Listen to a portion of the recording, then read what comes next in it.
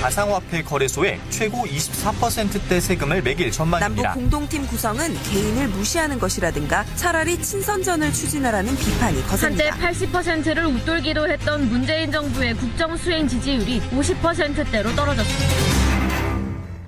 예, 국정 지지율 하락 현상을 겸허히 받아들이고 국민 신뢰를 쌓아가는 기회로 삼겠다. 어제 청와대가 이런 성명을 내놨습니다.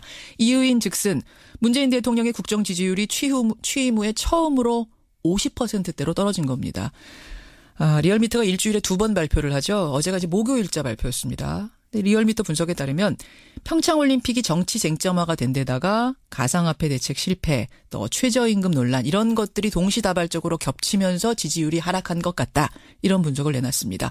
59.8%. 이런 하락 추이를 집권여당 민주당은 어떻게 받아들이고 있을까요? 더불어민주당의 싱크탱크죠. 민주연구원 김민석 원장 연결을 해보죠. 김민석 원장님 안녕하세요. 안녕하세요. 예, 59.8%. 50%대로 떨어진 게 처음 있는 일이어서 지금 당 안에서도 조금 놀라셨다고요?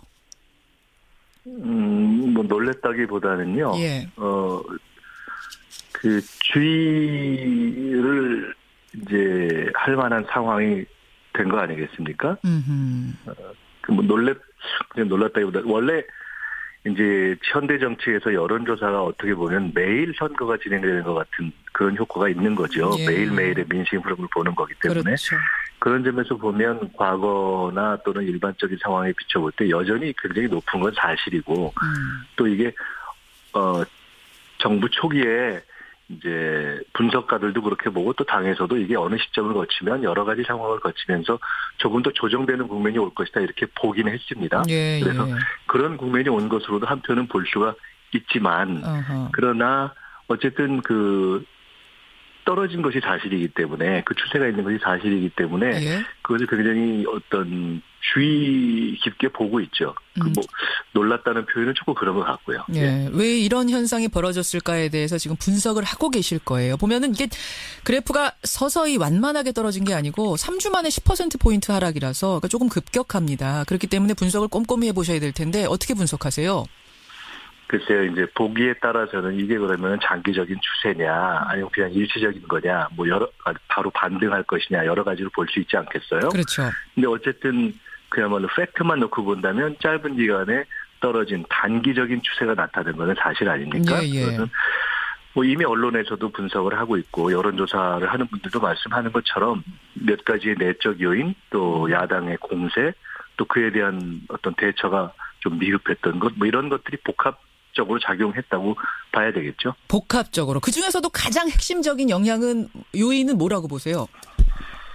글쎄요. 지금 말씀하신 것처럼 최근에 몇 가지 정책도 있을 수 있고요. 또 예. 정치적 공방도 있을 수 있고 또 올림픽을 둘러싼 것들도 있을 수 있는데 그 중에서 그 몇 가지 복합적인 것 중에 조금 더 직접적으로 작용했다면 역시 평창올림픽과 관련한 몇 가지 이슈들 아닐까 싶은데요. 단일팀 문제. 그 얘기부터 좀 해보죠, 그러면. 지금 전문가들 분석을 종합해 보니까요. 역시 전문가들도 올림픽 단일팀 문제하고 가상화폐 대책 혼선, 이것이 젊은 층, 워낙 두텁던 젊은 층의 지지율을, 빼앗아갔다. 이게 지금 지지율 하락의 주요하다. 이런 분석 내놨더라고요. 아이스하키 단일팀 꾸리는 과정에서 소통이 부족했다. 정부가 좀 권위적으로 밀고 가는 듯 보였던 게 젊은 층에게 작용했다. 어떻게 생각하세요? 글쎄요. 단일팀 문제 하나로 보기는 좀 그렇고요. 왜냐하면 지금 예를 들어 야권에서 평양올림픽이니 또 한반도 키 문제니 여러 가지를 갖고 이제 파상 공세를 했지 않습니까? 예, 예. 그런 것도 있어서 어느 것 하나로 딱 지금 집어내는 것은 조금 더 정밀한 분석을 아마 해야 될 겁니다. 단일팀 하나만의 문제는 아닐 것이다. 올림픽과 관련해서. 그러니까 그것은 누구도 지금 단정적으로 하기는 그렇게 정교한 지금 조사를 하거나 정교한 분석을 한 것은 아니고 여론조사 전문가들도 나름의 추정을 각자의 입장에 따라서 하는 건 아니겠어요? 그렇겠죠. 근데 제가 궁금한 것은 그러니까 일각에서 나오는 얘기들 단일팀을 꾸리는 과정에서 소통이 부족했다. 네, 그러니까 특히 선수들의 이야기. 제가 처음에 말씀드린 것은 그 원인이 그것 하나가 가장 큰 원인이냐에 대해서는 저희가 조금 더 정밀하게 분석을 해볼 필요가 있다는 것이고요. 예. 지금 말씀하신 것처럼 그 단일팀 구성만 놓고 볼 때 단일팀 구성을 둘러싼 소통 문제는 과연 어떠했는가라는 것을 놓고 본다면 단일팀에 대한 특히 청년층의 어떤 반응 또는 예상되는 정서 예. 이런 것에 대한 이해가 어쨌든 과거와는 조금 달라진 것이 있는 것은 사실인 것 같아요. 예, 그 예. 단일팀 문제에 대한 바라보는 시각이 수용의 어떤 태도라고 할까요? 물론 예. 그것은 단일팀과 관련된 것일 수도 있고요. 또 공정이란 또는 기회와 관련된 가치가 조금 변한 것일 수도 있고요. 예. 또 지난 몇 년 동안 이렇게 축적된 대북 관계에서 쌓인 또 북핵 문제에서 쌓인 대북 관계가 영향을 미치는 걸 수도 있고 한데 예. 어쨌든 그런 것들에 대해서 조금 더 현재 시점에서의 정서와 반응이 다를 수 있다는 것을 조금 더 민감하게 예견하고 바라봤어야 되는 면도 있을 수 있고 예. 또 그런 점에서 보면 소통이 미흡했다 이렇게 지적받을 수도 있겠죠. 그런데 한편으로는 예. 워낙 이 평창 올림픽에 북한이 참여하는 이것은 이 직전까지를 생각해 보시면 한반도에 다시 뭐 전쟁이 나느냐 마느냐 하는 정도의 막 긴장된 상황으로 가다가 그렇죠. 급반전하게 된 거 아닙니까? 그렇죠. 급반전하게 되면서 급진전하게 되면서 예. 사실은 조금 너무 숨가쁘게 짧은 기간 동안 숨가쁘게 반전한 데서 오는 측면도 있다고 보기 때문에 어쨌든 소통이 미흡했다면 더 이걸 계기로 해서 더 해야 되겠죠. 충분히. 그 이제 소통 얘기가 나온 김에 분석을 조금 더 보니까요.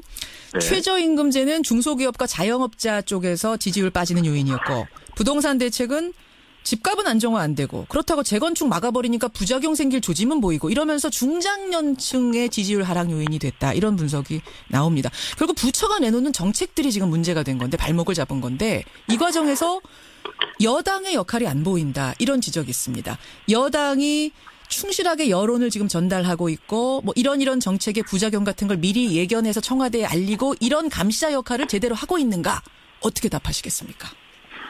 정책에 있어서 지적하신 그러니까 여러 가지 정책의 사안들이 그 비슷한 시기에 지금 몇 가지로 동시적으로 이렇게 문제들이 제기되는 것이 사실 아닙니까? 그렇죠. 그래서 예. 그것들이 작동을 해서 아까 이제 뭐 평창 올림픽 문제도 나왔고 예. 했지만 여러 가지가 이렇게 특히 지난 한 2, 3주 동안에 쫙 집중적으로 나타나는 것이 있는 것을 저는 작동한 것 같아요. 일단 그것은 하나는 그렇게 말씀드리고 여당 그리고 민주당의 역할이 어땠느냐 하는 것에 대해서는 부족한 점이 있었고 더 잘해야죠. 근데 근본적으로 말씀드리자면 여당 그러니까 당정 관계라는 것은 사사건건 어떤 이견을 노정시키는 방식보다는 그러니까 여당이 현재 정부나 청와대가 하는 것에 대해서 이건 이렇다 저건 저렇다 하는 것을 사사건건 드러내서 하는 방식은 경우에 따라서는 지금 왜 하나도 얘기를 하지 않냐라고 비판하는 것과 똑같이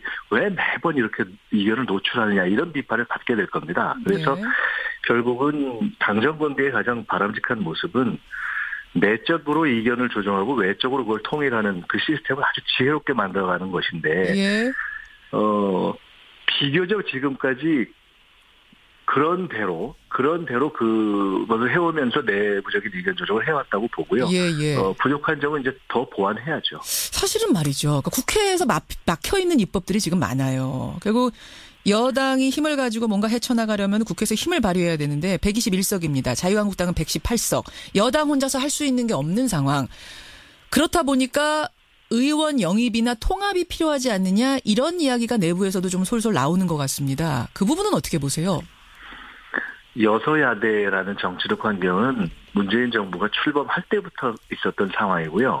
저는 그것을 정치, 경제, 국제 환경이 어찌 보면 과거 IMF 때부터 더 어려운 환경에서 출발했다 이렇게 저는 비유하곤 했어요. 그런데 그 이후에 지금 일정한 시기를 대통령의 지지율로 상당 정도 이렇게 헤쳐온 것 아닙니까? 그렇지만 환경 자체는 처음부터 지금까지 변한 게 없는 거죠. 아주 어려운 여서야대 상황이고요. 그렇지만 이 시점에 그것을 어렵다고 해서 가령 통합 얘기도 나올 수 있지만 어느 정당과 어떻게 통합을 한다고 해서 또 뭐가 얼마나 달라지겠습니까? 뭐가 얼마나 달라지겠습니까? 지금은 과거처럼 과반수로만 뭐가 해소되는 것도 아니고 예. 이 국회 선진화법이 있지 않습니까? 예. 3분의 2. 그러니까 지금 어떤 정당과의 통합을 아마 뭐 예를 들어 지금 국민의당 바른정당 통합을 통해서 이제 갈라져 나오는 분들과 뭐 이런 말씀을 하시는 것일 수 있는데 그렇죠. 그렇게 한다고 해도 국회 선진화법의 제 3분의 2선은 뭐 어림도 없는 것이거든요. 그렇죠. 그래서 어차피 그것은 정도에 따라서 필요한 부분을 국정협력을 할 수 있도록 최선을 다해서 이렇게 협의할 수 있는 부분을 협의하고 그렇게 가는 것이 맞을 겁니다. 그리고 국민들도 지금 야권의 재편이 이루어지고 있는 과정에서 국민의당이 거의 큰 파열음을 내면서 가고 있는데 예. 그것에 대한 비판도 만만치 않기 때문에 그렇다고 해서 바로 또 여권이 예. 당장의 어떤 어려움을 타개하기 위해서 일종의 정치공학적인 이합집산을 한다? 아마 그렇게 크게 박수를 받지는 않을 거라고 보고요. 현실적으로 그렇게 한다고 해서 지금 말씀드렸듯이 3분의 2가 되는 것도 아니기 때문에 예.